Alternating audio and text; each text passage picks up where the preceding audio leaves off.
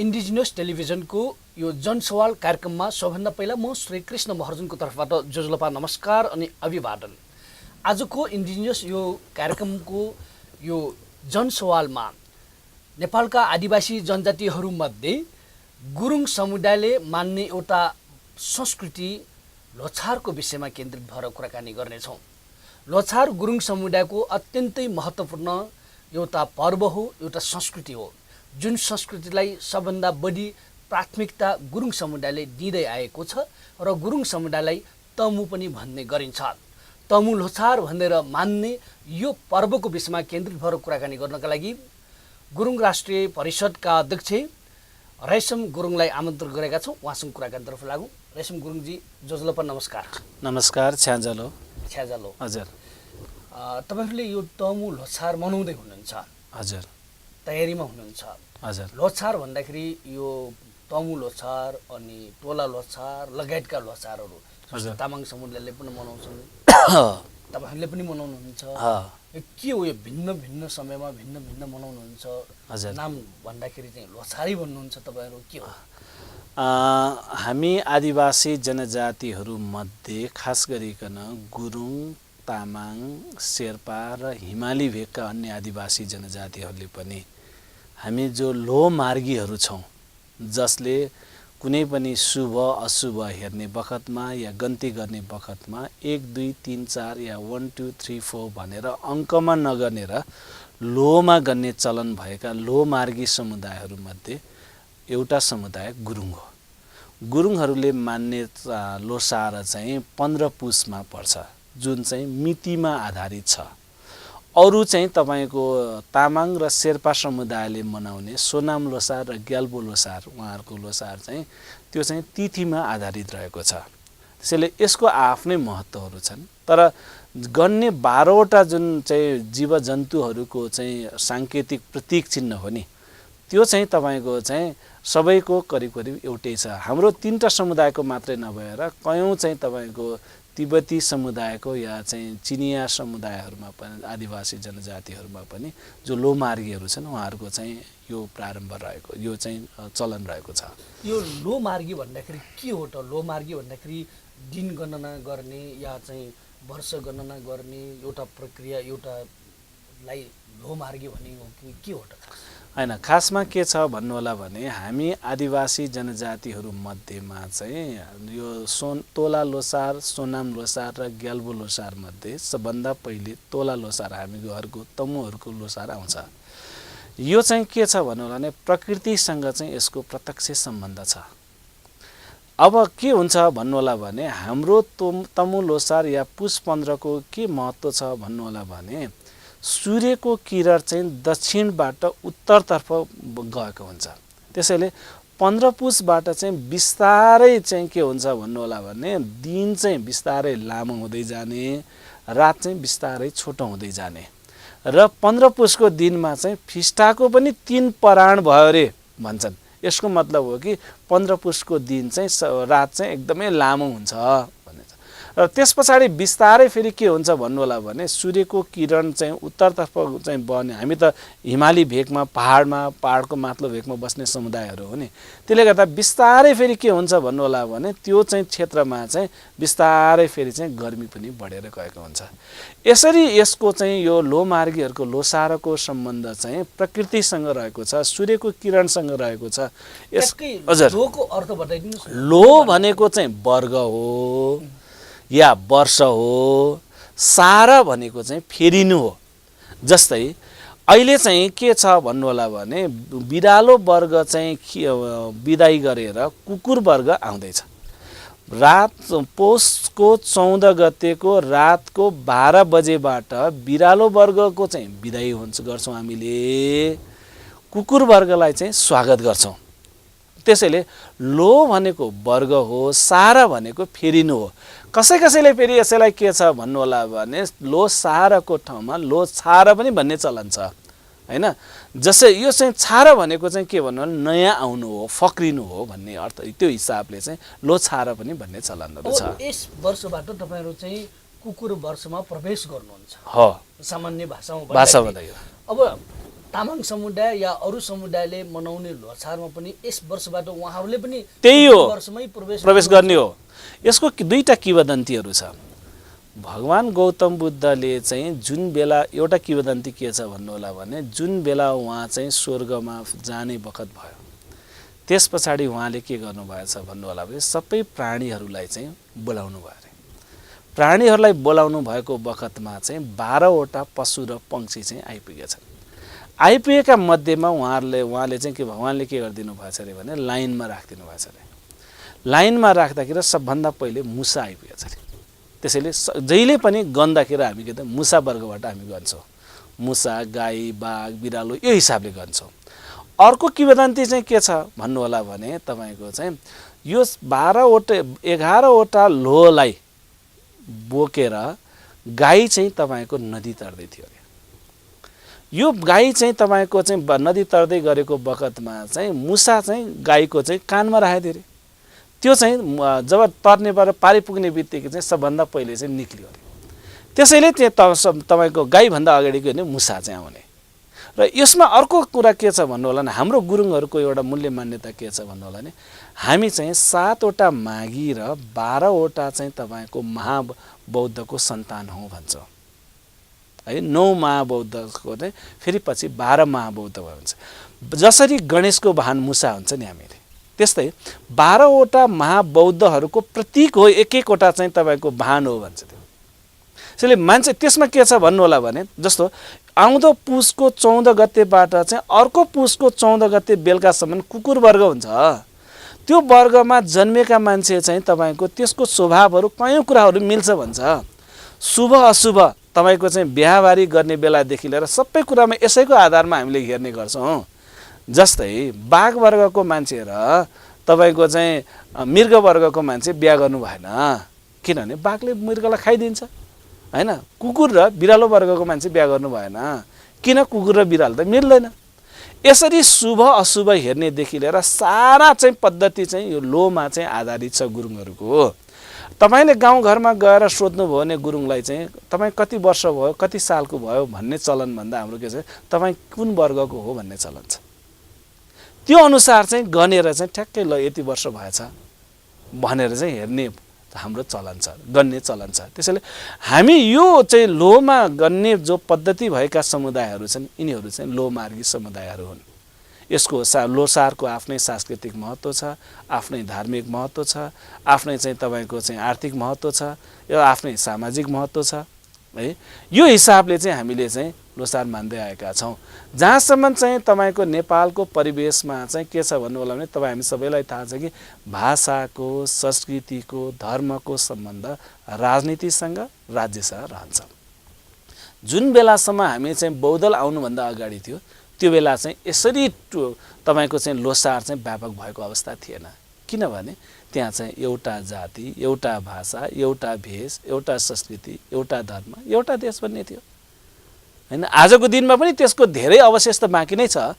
र पनि हामीले चाहिँ देशमा जुन बेला लोकतन्त्र आयो, प्रजातन्त्र आयो त्यस पछाडि चाहिँ हामीले गुरुङको हिसाबले भन्ने हो भने हाम्रै संस्थाको पहलमा चाहिँ 57 सालमा हामीलाई जातीय विधा दिएको थियो एक दिन। फेरि 63 सालमा हामीले के गर्यौँ भने सार्वजनिक विधा प्राप्त गर्यौँ। यो पनि निकै ठुलो दुःखले, निकै ठुलो सङ्घर्षले, निकै ठुलो दबावले हामीले प्राप्त गरेका हौँ। यस पश्चात तमयुला छोजदी गुरुङ राष्ट्रिय परिषदको तर्फबाट अहिले देशभरि चाहिँ 65वटा जिल्लामा यसको शाखाहरू छ। काठमाडौँमा 40वटा योसँग आबद्ध भएको समाजहरू छ। अनि त्यसपछि 4वटा चाहिँ विशेष सदस्य सङ्गठनहरू छ। 16वटा मुलुकमा यसको अन्तर्राष्ट्रिय हितैषी संस्थाहरू छ। काठमाडौँमा चाहिँ हामीले के गर्छौँ भन्नु होला भने काठमाडौँ उपत्यकाको प्रमुख अहिलेको चाहिँ श्री प्रसाद गुरुङ भन्ने हाम्रो महाधिवेशनबाट निर्वाचित हुनुभएको छ। उहाँको संयोजकत्वमा सबै समाजको मान्छेहरूलाई पनि मिलाएर अन्य राजनीतिक दलको साथीहरूलाई पनि मिलाएर लोसार टुडी खेलमा हामी मनाउँछौँ। त्यस्तै गरी सबै जिल्लामा चाहिँ हाम्रो जिल्लाको अध्यक्षको संयोजकत्वमा सबै जिल्लामा चाहिँ सार्वजनिक समारोह 15 पुसको दिन हामी मनाउँछौँ। अहिले चाहिँ तपाईँको टेलिभिजन मार्फत म सबैलाई निवेदन पनि गर्न जानकारी राख्न पनि चाहन्छु। 13, 14 र 15 गते चाहिँ हामीले चाहिँ विशेष कार्यक्रमहरू गर्छौँ जसमा चाहिँ कयौँ चाहिँ युवा युवतीहरूको लागि केन्द्रित भएको कार्यक्रम छ, खेलकुद लगायत।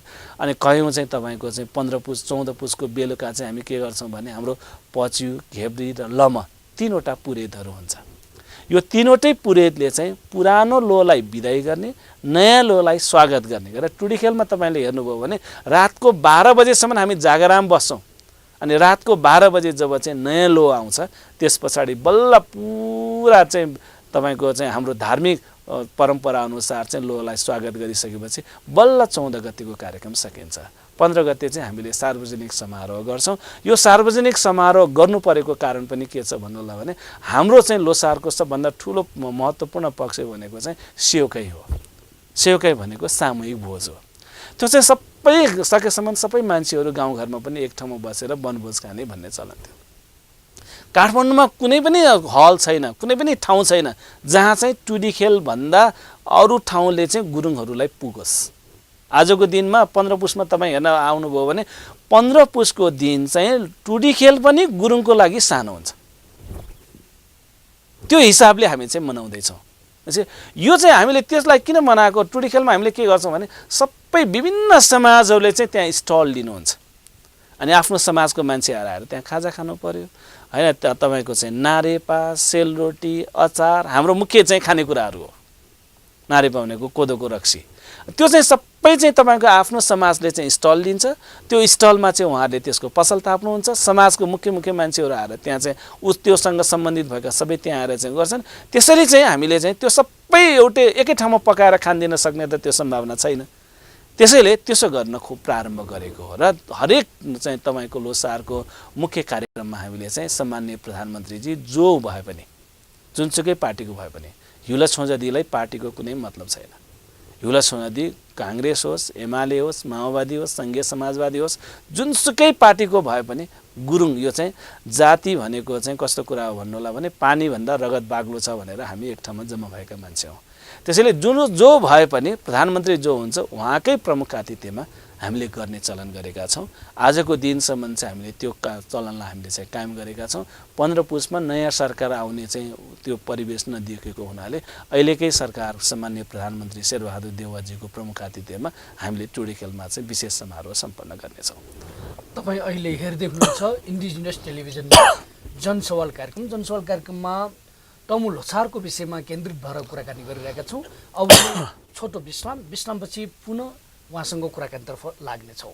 नेवा पत्रकार राष्ट्रिय दबुको आयोजनामा समावेशी सञ्चारका लागि मिडिया फेस्टिभल। यो फेस्टिभलमा सबैजना सहभागी भएर यो अभियानलाई सफल पार्दिनका लागि म सबैमा हार्दिक आह्वान गर्न चाहन्छु।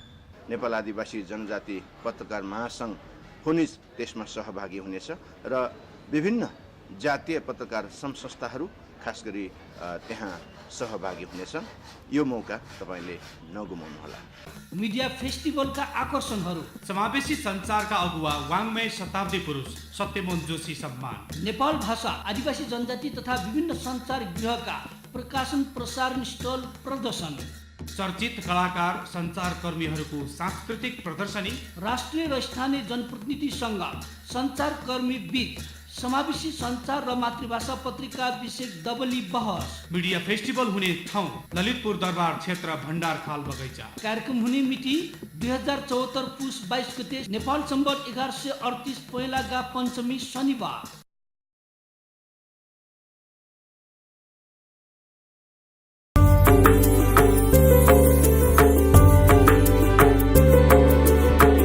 झिगु कजिलजी सम्पदा संस्कृति खलाबला नुगु पुलागु ने नेवा ख्या छिछि बुख मनोरञ्जन यादवु नेवाला निया निथ सनिलया खुता त्या ताइले सुथसिया न्याता त्या ताइले हिनेसिया झिन्निता ताइले स्वेगु लोमंका दिमते नेवाला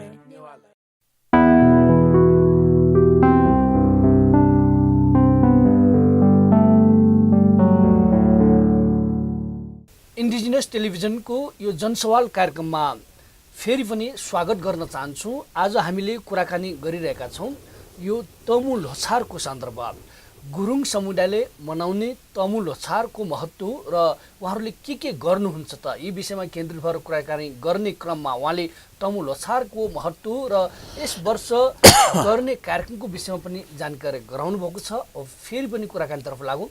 रेशम गुरुङजी, तपाईँले जुन चाहिँ कार्यक्रम बताउनु भयो यो हजुर। टोली खेलमा गर्ने, राजधानीमा गर्ने कार्यक्रम, अब गाउँघरमा गर्ने कार्यक्रम भन्दाखेरि आफ्नो घरमा जुन हिमाली क्षेत्रबाट तपाईँहरू आउनुभएको छ, हिमाली क्षेत्र तपाईँहरूले आफ्नो चाहिँ जन्मभूमिको रूपमा मान्नुहुन्छ, त्यहाँका गुरुङ समुदायले परम्परागत रूपमा यो लोसार मनाउँदाखेरि कसरी मनाउँछन्? हेर्नुहोस्, यो के छ भन्नु होला भने हाम्रो गाउँघर खास गरिकन गुरुङहरूको बसाइ चाहिँ कालीगण्डकी र बुढी गण्डकीको बिचको वर्तमान नेपालको 8वटा जिल्लालाई चाहिँ उनीहरूको आदिम भूमि हो भन्ने हाम्रो आदिमकालदेखिको दावा छ। तर आजको दिनमा चाहिँ बसाइसराईको क्रमले हामी विभिन्न ठाउँमा छौँ। हाम्रो जुन चाहिँ आदिम थलो हो त्यहाँ पनि गाउँघरमा पनि जसरी हिन्दूहरूले बडा दशैँ या विजयादशमी मनाउँछन् त्यही हिसाबले हामी चाहिँ तपाईँको सबै आफन्तहरू एक ठाउँमा जम्मा हुने, खास गरिकन यो चाहिँ आफ्नो घरमा मनाउने, मिठो खानेकुराहरू पकाएर खाने, राम्रो कपडाहरू लगाउने यो आफ्नो ठाउँमा छँदैछ।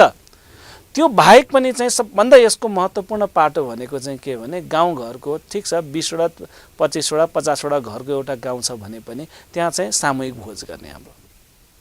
र अर्को चाहिँ यसको चाहिँ यसको चाहिँ सामाजिक महत्त्व चाहिँ यो हो। सांस्कृतिक रूपमा त मैले अघि भनिहालेँ, आर्थिक रूपमा पनि गाउँघरमा के छ भन्नु होला भने 15 पुसको दिन भनेको चाहिँ एकदमै आर्थिक रूपमा धेरै चाहिँ आर्थिक चाहिँ व्यवहार हुने दिन हो। कसरी हो भन्नु होला भने गाउँघरमा कुनै पनि चाहिँ खेतबारी बेच्यो, राँगो बेच्यो, खसी बेच्यो, केही बेच्यो भने चाहिँ आजको आजै चाहिँ तपाईँको चाहिँ नगद दिने चलन चाहिँ यो आजको भोलिको दिनमा आएको हो, हिजोको हाम्रो यो चलन होइन। हामी के गर्थ्यौँ भन्नु होला भने माया सङ्क्रान्तिमा चाहिँ या साउने सङ्क्रान्तिमा चाहिँ राँगो काट्यो भने या खसी काट्यो भने तिर्ने भागा कहिले हो भने 15 पुस हो। भैँसी ल्यायो, कसैको दुना भैँसी चाहिँ कहीँबाट ल्यायो या चाहिँ हल गोरु चाहिँ कहीँबाट किनेर ल्यायो, त्यसको चाहिँ तिर्ने भागाको समय कहिले हो भने 15 पुस हो। किन यसलाई राखेको भन्नु होला भने किसानले खेतीपाती गरेर केही गरेर त्यो पनि सबै चाहिँ आफ्नो खेतीपाती थन्क्याएको बेला हुन्छ। यो उसँग समय पनि हुन्छ, त्यो थन्क्याएर आफूसँग केही न केही जो गर्ने अवस्था पनि रहन्छ। त्यसैले 15 पुसको एउटा आर्थिक महत्त्व पनि छ, आर्थिक रूपमा पनि यसको महत्त्व यो हिसाबले छ। अर्को के छ भन्नु होला भने यसको सांस्कृतिक महत्त्व भनेकै सेवकै हो या चाहिँ तपाईँ त्यो भइसकेपछि सामाजिक रूपमा पनि के हुने भयो भने एक अर्काको बिचमा चाहिँ मिलेर चाहिँ बस्नुपर्ने हुन्छ। हाम्रो समुदायमा अर्को चाहिँ तपाईँको गाउँघरमा आजको दिनमा पनि के उक्ति छ भन्नु होला भने हामी गुरुङहरू मात्रै नभएर अन्य आदिवासी जनजातिहरूको सवालमा पनि हामी चाहिँ कस्तो भने अलिखित इतिहास भएको समुदाय हो नि त। त्यसैले हाम्रो चाहिँ कस्तो हुन्छ भन्नु होला भने जुन पेय छ नि, शास्त्र छ नि, खेगी भन्छ हाम्रो गुरुङको भाषामा। खेगी भनेको पुरेतहरू, पच्यु, घेब्री र लम। यो खेगीहरू भन्दा ठुलो चाहिँ हाम्रो के हो भन्नु होला भने चोगीहरू हो। चोगी भनेको को भने भद्र भलात्मी। गाउँमा कुनै पनि चिजको थिति बसाल्नु पर्यो भने चाहिँ त्यो खेगीहरूले बसाल्ने होइन, त्यो कसले बसाल्ने भने चोगीहरूले बसाल्ने हो। गाउँमा भएको भद्र भलात्मीहरू एक ठाउँमा जम्मा भएर यो चाहिँ हाम्रो गाउँमा लागू गर्ने है, छ्योर गर्ने होला या चाहिँ बिहा गर्ने होला, अर्घौँ गर्ने कुरामा होला, अरू सवालहरूमा होला, अथवा चाहिँ तपाईँको चाहिँ जे सवालमा भए पनि त्यहाँ लागू गर्ने भनेको चाहिँ त्यहाँ नालाको चाहिँ के हुन्छ भन्नु होला भने हाम्रो गाउँको तिथि हुन्छ। त्यो तिथि त्यहाँको ठुला बडाले राख्ने हो, चोगीहरूले राख्ने हो। त्यो जे तिथि बस्छ त्यो तिथिलाई चाहिँ बल्ल खेगीहरूले लागू गर्ने जुन धार्मिक कुराहरूमा चाहिँ। त्यसैले हामीले के गर्छौँ भन्नु होला भने 14 पुसको दिन चाहिँ हाम्रो लागि पच्यु, घेब्री, लम तिनटै चाहिँ बराबर हो। अनि तिनटै बसेर अनि तपाईँले टुडी खेलमा हेर्न जान सक्नुहुन्छ नजिकको लागि। गाउँघरमा पनि सबै ठाउँमा चाहिँ अहिले हाम्रो जुम्ला जस्तोमा जिल्ला कार्य समिति छ, रोल्पा जस्तोमा जिल्ला कार्य समिति छ, ताप्लेजुङमा एकदमै एक्टिभ रूपमा छ। 65वटा जिल्लामध्ये 23वटा जिल्ला त हाम्रो आफ्नै बिल्डिङ छ। यहाँ 40वटा जति समाजहरूमध्ये 10-11वटा समाजको त हाम्रो आफ्नै बिल्डिङ छ। सबैले चाहिँ के भन्छ सामूहिक भोज गर्छ। जस्तै टुडी खेलमा 15 पुसको दिन हामीले गर्छौँ भने हिजो अस्तिदेखि नै लोसार त सुरु भइसकेको छ। जुन चाहिँ हाम्रो समाजहरू छन् नि काठमाडौँको हिसाबले हेर्ने हो भने चाहिँ के छ भने धादिङदेखि यहाँ आएर बसेको गुरुङ छ, उनीहरूले धादिङको समाज बनाएको छ। ताप्लेजुङदेखि यहाँ आएर बसेको छ, उनीहरूले ताप्लेजुङको समाज बनाएको छ। त्यो ताप्लेजुङको समाज जति बसेर उनीहरूले के गर्नु भने सेउकै खानु पर्यो नि त एक ठाउँमा। टुडिखेलमा हामी सबै गुरुङको सोलिड्यारिटीको लागि एकताको लागि हामी त्यहाँ जान्छौँ। हामीले राजनैतिक मुद्दाहरूलाई पनि सरकारसम्म उठाउनु पर्ने यो वर्षको केही मुद्दाहरू छन् भने त्यो कुरा पनि हामीले राख्छौँ। अनि सांस्कृतिकमय कार्यक्रमहरू हुन्छ, गुरुङकै भाषामा मात्रै तपाईँको भएको चाहिँ सांस्कृतिक नाचहरू, दोहोरी गीत प्रतियोगिताहरू सबै ठाउँमा यही हिसाबले चाहिँ हुन्छ। तपाईँहरूको यो चाहिँ यसपालिको असार मनाउँदाखेरि तपाईँहरूले मुद्दा के उठाउनु भएको छ त? अब देश सङ्घीय संस्थामा गइसकेको अवस्था अहिलेको नारा हाम्रो के छ भन्नु होला भने तमु लोसार खिलोको आह्वान, जातीय पहिचान सहितको प्रादेशिक नामाङ्कन हाम्रो अभियान अहिलेको हाम्रो यो नारा हो। यो के भनेको भन्नु होला भने अहिलेको संविधानले 7वटा प्रदेशहरू जो चाहिँ तपाईँको विभाजित त्यो हिसाबले संहितामा मुलुक गएको छ, यो 7वटा प्रदेशको नाम राख्ने जिम्मा प्रदेशको व्यवस्थापिकालाई दिएको छ।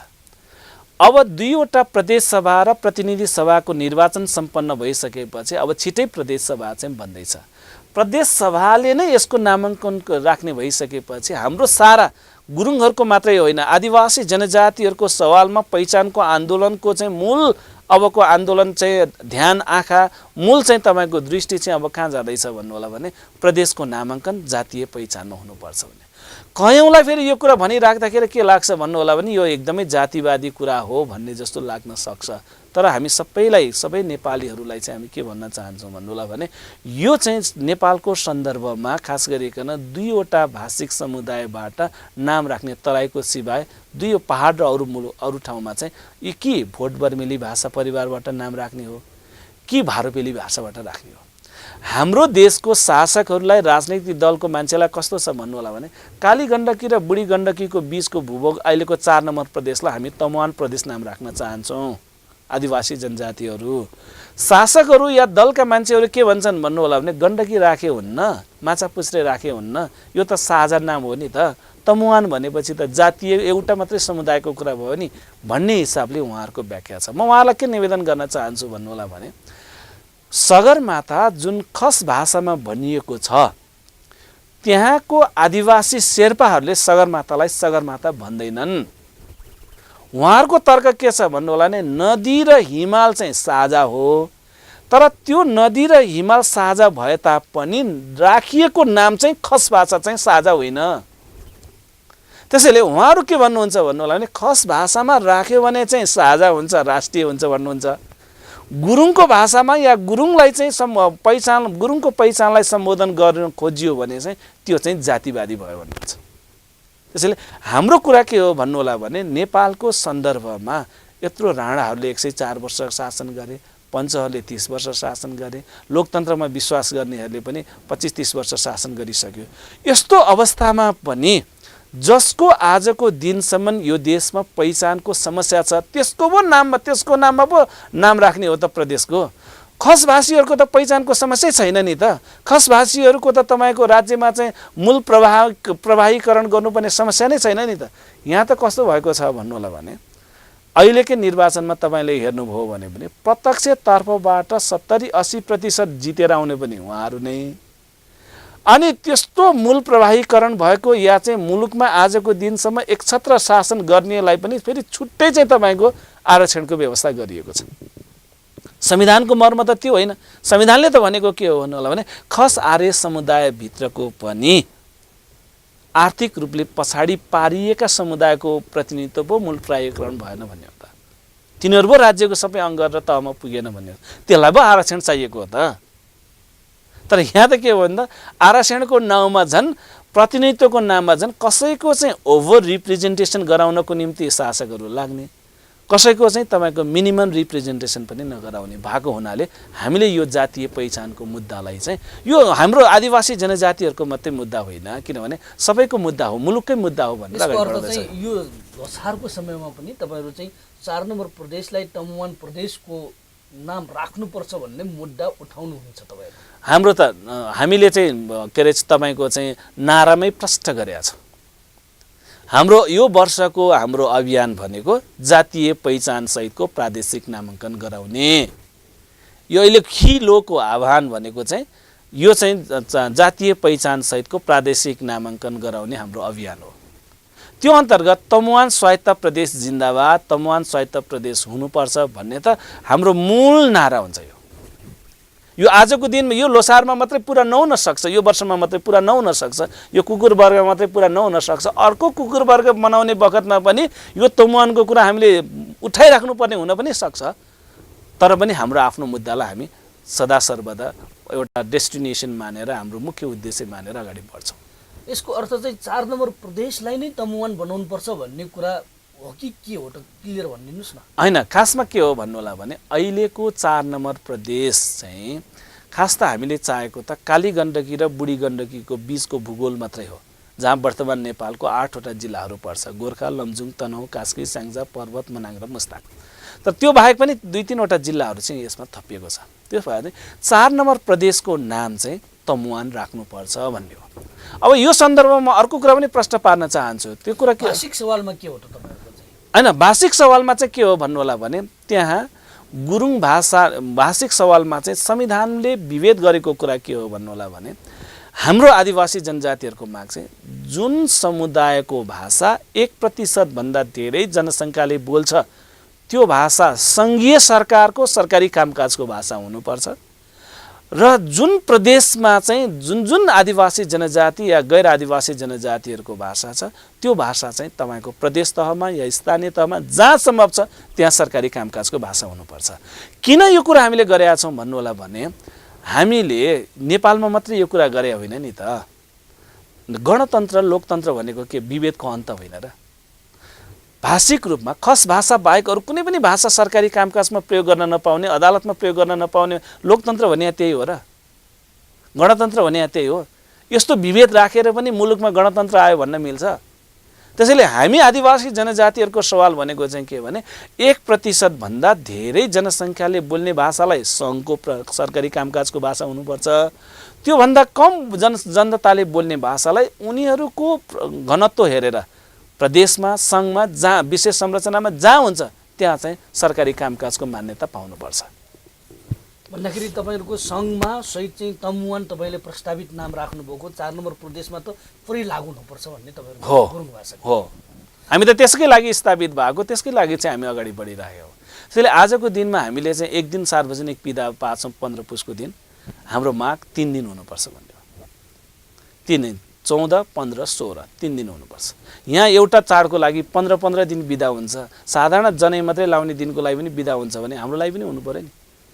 यो चाहिँ लोछारसँग कुरा गर्दाखेरि, सम्बन्धित कुरा गर्दाखेरि अब चाहिँ खी लोछार अर्थात् चाहिँ कुकुर लोछार, कुकुर वर्ष सुरु हुने भयो। यो वर्षलाई तपाईँहरूले धार्मिक सांस्कृतिक दृष्टिकोणबाट चित्रण गर्दाखेरि यो वर्ष कुकुर जस्तै यो हुने वर्ष भनेर व्याख्या गर्न मिल्छ?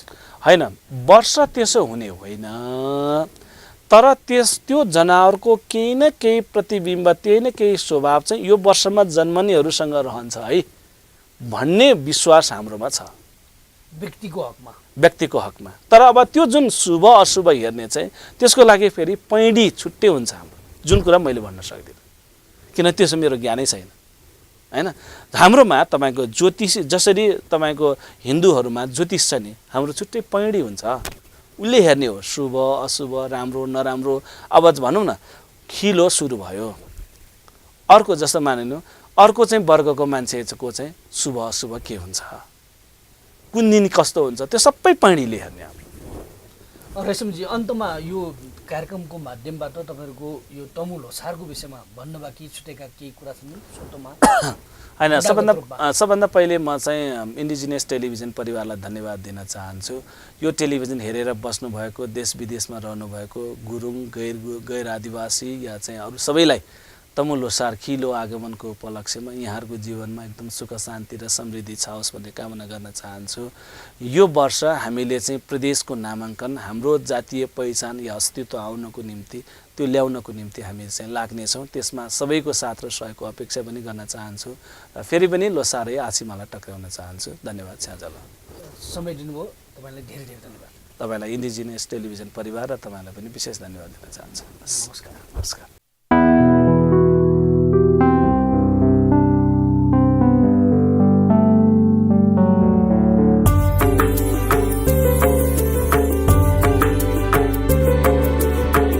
झिगु तजिलजी सम्पदा संस्कृति खला बला नुगु पुलागु मे नेवा ख्या चिठी बुख मनोरञ्जन यादव नेवालय निया निथ सनिलया खुता त्या ताइले सुथसिया न्याता त्या ताइले हिनेसिया झिन्निता ताइले स्वेगो लोमङ्का दिमते नेवालय